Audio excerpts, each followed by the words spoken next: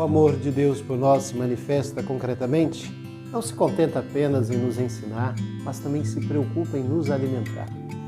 Na Eucaristia, Deus nos instrui com sua palavra e nos alimenta com o corpo e o sangue de seu Filho, a fim de consolidarmos sua vida divina em cada um de nós. Diante das necessidades do povo faminto, somos convidados a nos sentirmos responsáveis para que a ninguém falte o pão de cada dia. Memorial do mistério pascal de Jesus, a Eucaristia nos revela que o pão se multiplica à medida que é partilhado.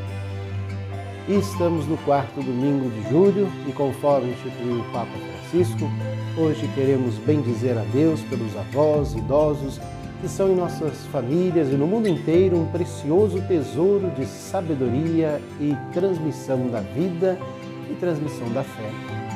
Vamos rezar juntos a oração pelo primeiro Dia Mundial dos Avós e dos Idosos. Dou-vos graças, Senhor, pelo conforto da vossa palavra, da vossa presença.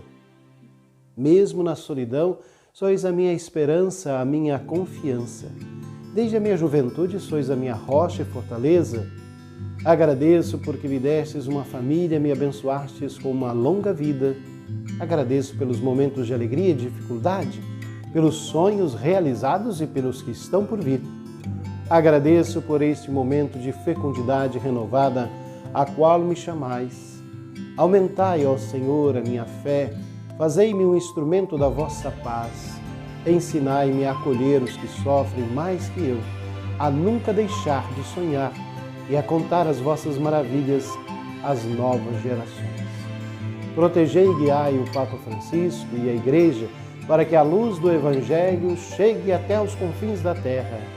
Enviai o vosso Espírito, ó Senhor, para renovar o mundo, para que se acalme a tempestade da pandemia, para que os pobres sejam consolados e que todas as guerras acabem.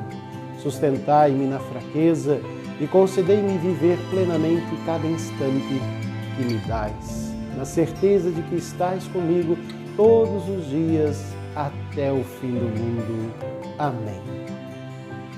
Irmãos e irmãs, a liturgia deste 17º domingo do tempo comum nos dá conta da preocupação de Deus em saciar a fome de vida dos homens e mulheres.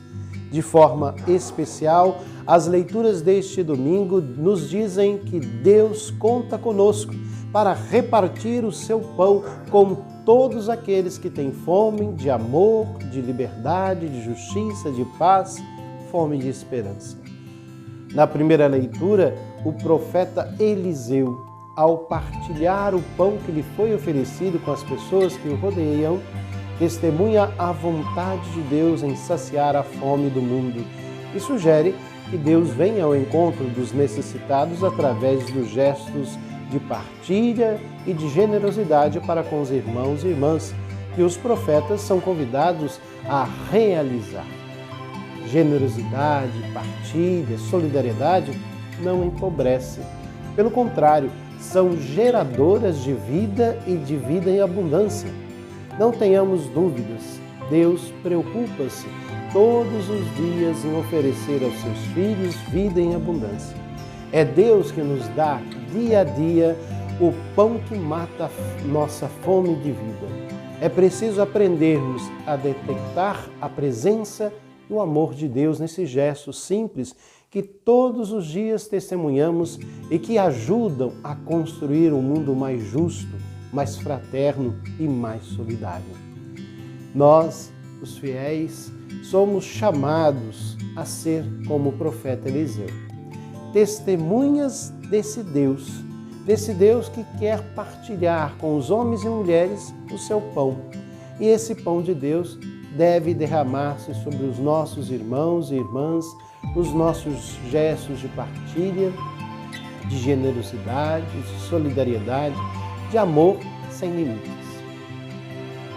Jesus é o Deus que se revestiu da nossa humanidade e veio ao nosso encontro para nos revelar o seu amor.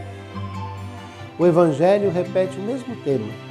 Jesus o Deus que veio ao encontro dos homens, dá conta da fome da multidão que o segue e se propõe libertá-la da sua situação de miséria e necessidade.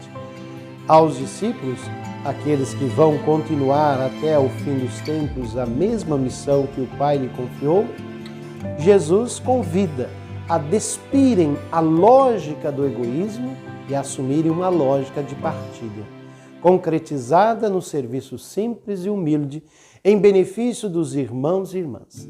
É esta lógica que permite passar da escravidão à liberdade. É esta lógica que fará nascer um mundo novo.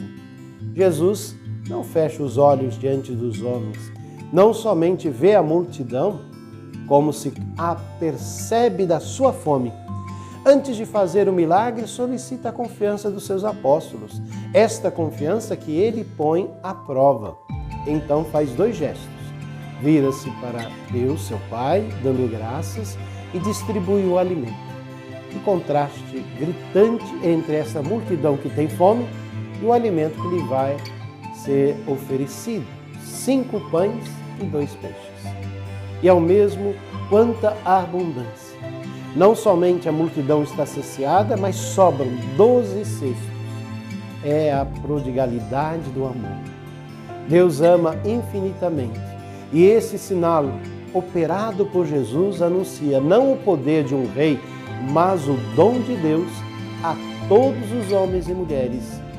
A tarefa dos discípulos de Jesus é uma tarefa nunca acabada, que deverá recomeçar em qualquer tempo e em qualquer lugar onde haja um irmão com fome. Na segunda leitura, Paulo lembra aos fiéis algumas exigências da vida cristã. Recomenda-lhes especialmente a humildade, a mansidão e a paciência. São atitudes que não se coadunam com esquemas de egoísmo, de orgulho, de autossuficiência, de preconceito em relação aos irmãos e irmãs. A igreja é uma unidade, mas é também uma comunidade de pessoas muito diferentes em termos de raça, de cultura, de língua, de condição social ou econômica, de maneiras de ser. As diferenças legítimas nunca devem ser vistas como algo negativo, mas como uma riqueza para a vida da comunidade. Não devem levar ao conflito e à divisão, mas a uma unidade cada vez mais estreita, construída no respeito e na tolerância. A diversidade é um valor que não pode nem deve anular a unidade e o amor dos irmãos e irmãs. Por isso o Salmo nos convida: saciai os vossos filhos, ó Senhor. Por fim, quero aqui recordar uma pequena história. Um dia, uma menina chegou ao colégio com 2 cocadas. Que cocadas tão boas! São todas para mim? Eu também já não tenho dentes, diz o professor. Mas repara naquela colega, ela está triste. Se eu tivesse alguma cocada a mais, eu dava uma para ela. A criança ficou assim, hesitou e a muito custo partilhou uma cocada com a colega. E no final do dia, o professor perguntou: então, já comestes a cocada? Sim, era boa. E o que sentes agora? Agora eu não sinto nada. Diz-me uma outra coisa. Qual a cocada que agora te dá maior satisfação? O que comestes ou que destes à tua colega? A criança, sem hesitação, chegou à conclusão que a cocada que partilhara ainda estava causando satisfação porque tinha uma nova amiga. 5 pães e 2 peixes. Que é isto para tanta gente? Partilhou-se e o milagre aconteceu. O pouco com Deus é muito. O pão que reparto é o que me dá melhor sabor.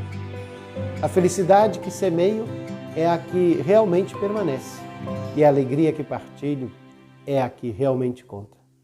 É preciso ainda hoje fazer destes milagres, transformar pedras em pão, partilhar o pouco ou muito que se tem com o coração verdadeiro. Tenham todos um verdadeiro domingo na partilha e no amor.